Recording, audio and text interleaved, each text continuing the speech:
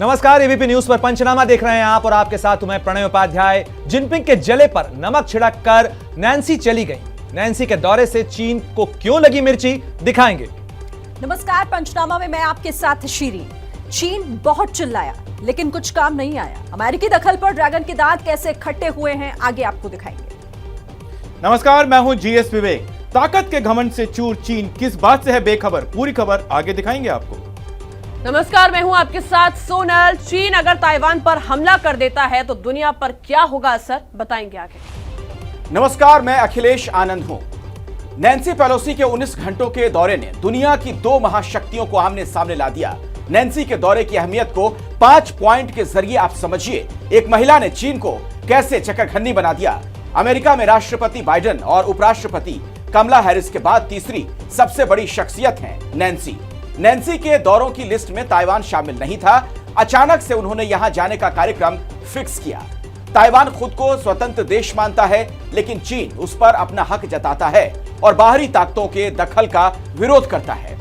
Nancy पहुंची तो चीन ने इस बात को अमेरिका के दखल और चुनौती के तौर पर लिया, जिसके बाद उसने खुलेआम धमकियां दी।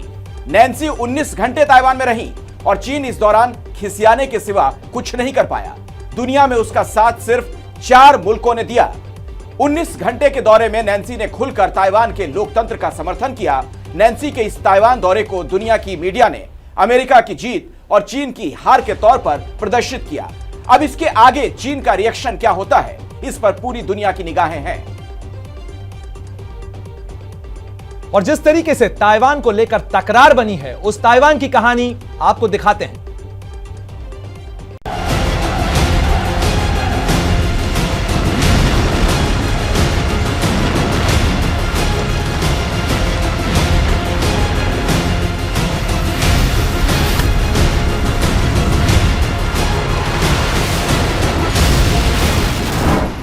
ड्रैगन हुआ लाल, बिछा दिया बारूद का जाल।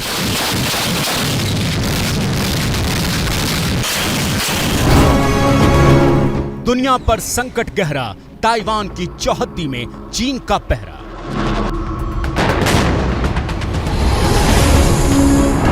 सुपर पावर के बीच टकराव, दुनिया में फैला तनाव।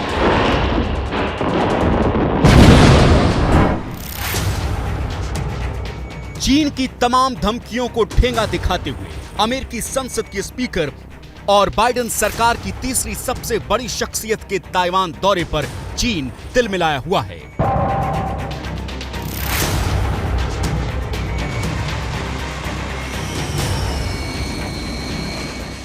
पेलोसी के दौरे पर विरोध दर्ज करवाने के लिए चीन ने ताइवान के 6 तरफ लाइव फायर एक्सरसाइज शुरू कर दी है।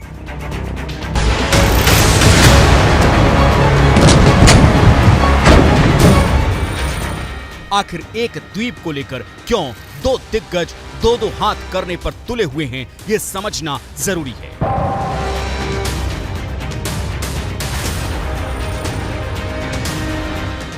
दरअसल चीन ताइवान को अपना हिस्सा मानता है, जबकि ताइवान खुद को आजाद मानता है और उसकी आजादी के इस तराने को अमेरिका जैसे ताकतवर देश का साथ मिला हुआ है। अमेरिका की एंट्री ही चीन की आंखों में खटकती है।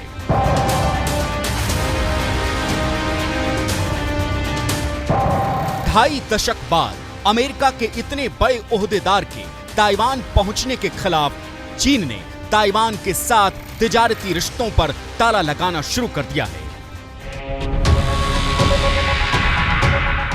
चीन ने ताइवान से आयात होने वाले फल, मछली पर रोक लगा दी है। साथ ही ताइवान को रेत देना भी बंद कर दिया है।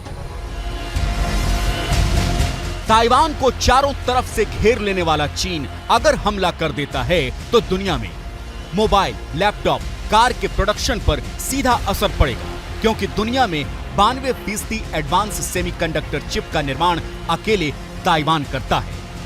सेमीकंडक्टर से होने वाली कमाई का 54% हिस्सा ताइवान की कंपनियों के पास है। ताइवान की जड़ें तलाशने के लिए इतिहास के पन्ने पलटें तो ये कहानी चीन तक चली जाती है। 1644 में चीन में चिंग वंश का शासन था, तब ताइवान चीन का हिस्सा था। दूसरे विश्व युद्ध में जापान हारा तो उसने ताइवान को कॉमिंगतंग पार्टी को सौंप दिया। 1949 में चीन में कम्युनिस्टों की सरकार बनी और ताइवान पर दावा करने लगी।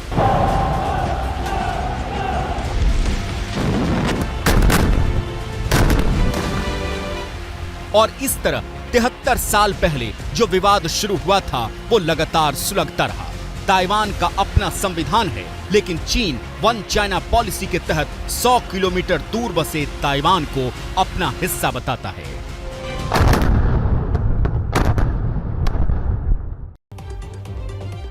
तो नैन्सी पेलोसी ताइवान से निकल चुकी है और इस वक्त का अपडेट यह है कि कोरिया के एयर स्पेस में पहुंच चुका है नैन्सी पेलोसी का विमान। बड़ी खबर है इस वक्त की, साउथ कोरिया के एयर स्पेस में पहुंची नैन्सी।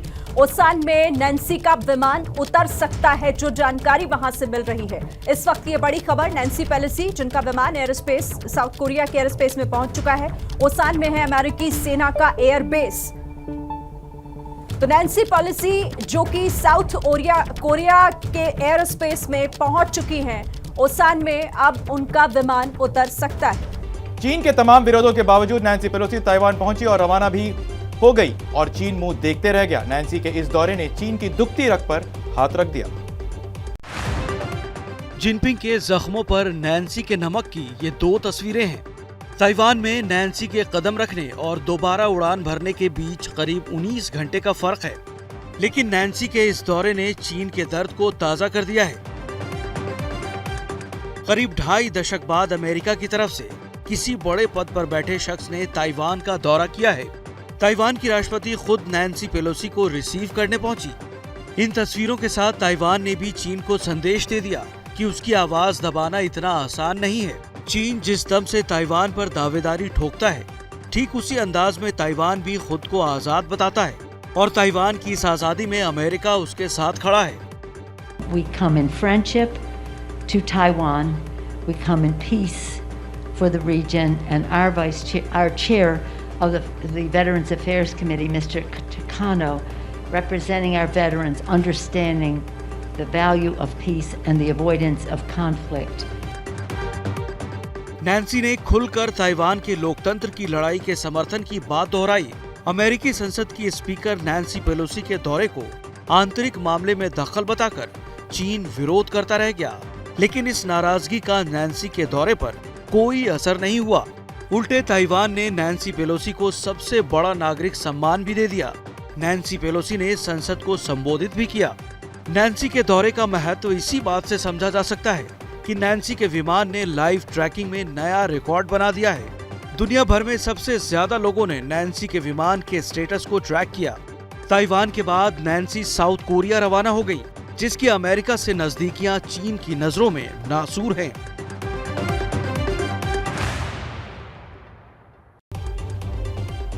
तो देखिए, चीन ने ताइवान की घेराबंदी की, लेकिन नैन्सी का दौरा पूरा हुआ और बिना किसी रुकावट के।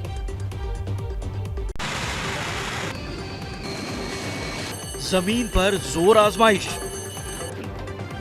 पानी में शक्ति प्रदर्शन, आसमान में ताकत का अंबार। जमीन से लेकर आसमान तक चीन ने हर पहरे का हर पैंतरा आजमाया, लेकिन कुछ भी काम न आया। नैन्सी पेलोसी के दौरे में रोड़े अटकाने के लिए चीन ने ताइवान पर सभी दिशाओं से दहशत फैलाने की कोशिश की। चीन के लड़ाकू विमान ताइवान के आसपास मंडराने लगे। चीन के 21 लड़ाकू विमानों ने ताइवान की सीमा लांघी। ताइवान की सीमा से करीब 150 किलोमीटर दूर चीन ने टैंकों की तैनाती करके इरादे जाहिर कर दिए। चीनी सेना ड्रिल के बहाने ताइवान को डराने में जुट गई। चीन की मीडिया के मुताबिक J-20 लड़ाकू विमान, H-6 के बॉम्बर, J-11 लड़ाकू विमान और DF-11 जैसे short range ballistic missile drill में शामिल किए गए। चीन ने अपने 2 विमान वाहक युद्धपोत भी तैनात कर दिए। नैन्सी आकर चली भी गई और चीनी सेना 6 जगहों पर युद्धाभ्यास करती रही। ताइवान का असली नाम रिपब्लिक ऑफ चाइना है। आबादी करीब 2 करोड़ 35 लाख है। क्षेत्रफल करीब 36,000 वर्ग किलोमीटर। GDP $774 बिलियन और चीन से दूरी सिर्फ 160 किलोमीटर है। इतने करीब होने की वजह से चीन ताइवान को अपना हिस्सा मानता है। ऐसे में नैन्सी का दौरा ड्रैगन के लिए घर में घुसकर वार जैसा है।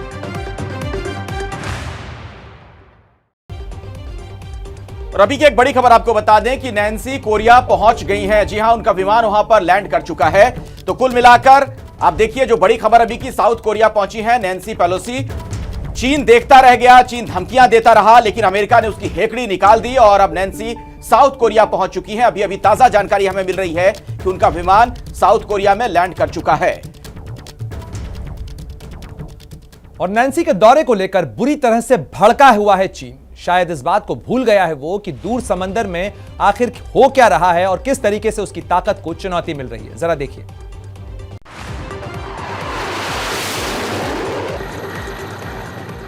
पेलोसी के दौरे का विरोध जताने के लिए चीन ने एड़ी चोटी का जोर लगा दिया है। बौखलाया चीन चारों दिशाओं में दम दिखाने की कोशिश कर रहा है, लेकिन चीन शायद ये भूल गया है कि दूर समुंदर में कुछ ऐसा चल रहा है जो उसकी चिंताएं बढ़ा सकता है।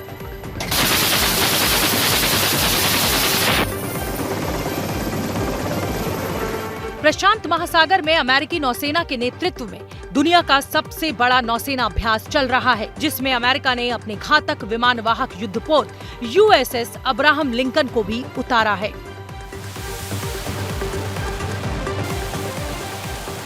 प्रशांत महासागर में चल रहे इस नेवल एक्सरसाइज में 26 देशों की नौसेना, 38 युद्धपोत, 3 पनडुब्बी, 170 एयरक्राफ्ट और 25,000 नौसैनिक हिस्सा ले रहे हैं। प्रशांत महासागर में चल रहे सबसे बड़े नौसेना युद्धाभ्यास को RIMPAC यानी रिमपैक 2022 नाम दिया गया है, जो कल तक चलने वाला है। बड़ी बात यह है कि इस युद्धाभ्यास में भारत भी शामिल है। रिमपैक युद्धाभ्यास हर 2 साल में होता है, लेकिन मौजूदा समय जब ताइवान को लेकर चीन गुस्से में लाल हुआ पड़ा है, इस युद्धाभ्यास का महत्व और बढ़ जाता है। वैसे भी आस पड़ोस में चीन की दादागिरी समुंदर के सपने को लेकर ही है।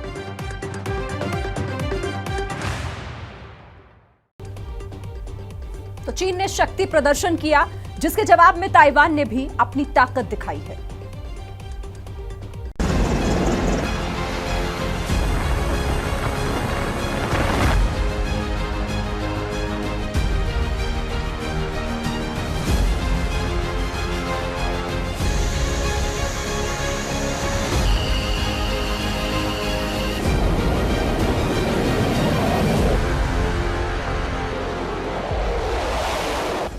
ताइवान की सेना की ताकत का ये वीडियो ताइवान की रक्षा मंत्रालय द्वारा जारी किया गया है।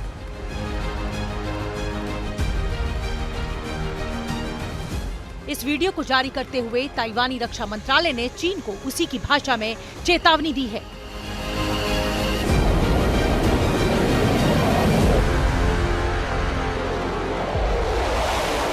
ताइवान ने इस वीडियो संदेश में कहा है, हम अपनी संप्रभुता, स्वतंत्रता और लोकतंत्र को बनाए रखने के लिए संकल्पित हैं। हम किसी लड़ाई के लिए उत्सुक नहीं हैं और न ही हम इससे कतराएंगे। यानी साफ है कि ताइवान चीन की गीदड़ भभकियों से डरने वाला नहीं है।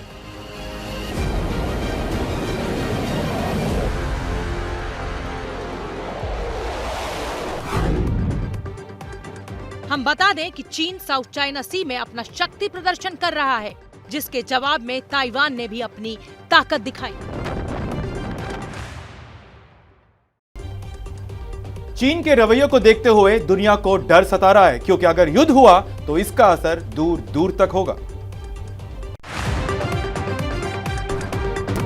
ताइवान पर जंग की आहट से उठी ये जल तरंग दुनिया के कोने कोने तक पहुंच रही है। चीन अगर ताइवान पर हमला कर देता है तो दुनिया के कारोबार पर संकट के काले बादल गहरा जाएंगे। युद्ध शुरू होते ही दुनिया पर छोटी सी चिप का बड़ा संकट खड़ा हो जाएगा। लेकिन बात बस इतनी भर नहीं है, क्योंकि चीन की चाल दुनिया के कारोबार की राह में बड़ा रोड़ा बन जाएगी। विस्तारवादी चीन बहुत पहले से साउथ चाइना सी पर नजरें गड़ाए बैठा है। इसकी बड़ी वजह है इस रूट से होने वाला कारोबार।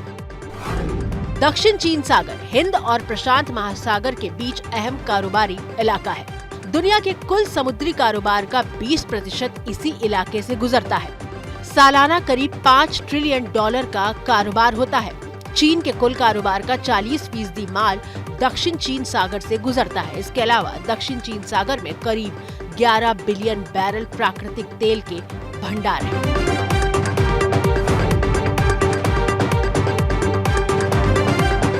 लालची चीन के जीभ लपलपाने की सबसे बड़ी वजह यही है। चीन हमेशा से इस इलाके में अपना कब्जा चाहता है, जिसको लेकर उसका अमेरिका समेत दूसरे देशों से विवाद है। अगर युद्ध होता है तो इसका असर दक्षिण चीन सागर समेत दूसरे समुद्री कारोबारी मार्गों पर भी पड़ेगा, जिससे बड़ा संकट खड़ा हो सकता है। United Nations Convention on the law of the sea के तहत भारत इस क्षेत्र में बिना रुकावट कारोबार का समर्थन करता है। जैसे ही घड़ी का काटा दोपहर 2:30 पे आए, बबीता जी का दिल सास बहू साजिश के लिए मचल जाए। और ये है इनकी बहू, पूरे दिन ऑफिस की टेंशन हो जाए गॉन जब ये करें अपना फेवरेट शो फ्री टाइम पे ऑन। इनकी तरह आप भी देखें अपना फेवरेट शो अपने टाइम पर और डाउनलोड कीजिए एबीपी लाइव ऐप अपने स्मार्ट टीवी पर।